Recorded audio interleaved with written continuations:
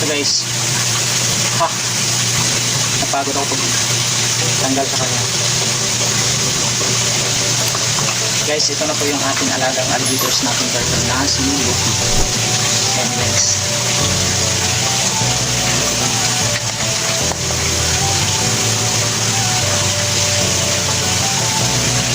guys, I think 5 years na siya sa akin. 5 years kasi pandemic din po. Halos kasabay lang po sila.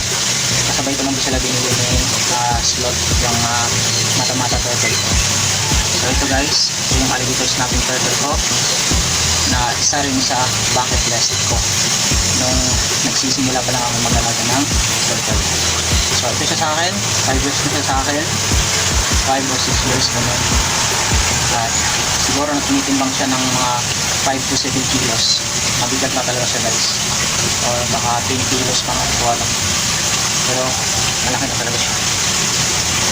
Ayan guys. So abangan nyo guys. Gagawa rin ako ng video about sa kanya. Kung ano yung story ni Lucky. Ang aking alligators natin turtle. Abangan nyo guys. So sa ngayon i-scrub muna natin siya para matanggal yung mga dumi sa kanya yung puta. Tara.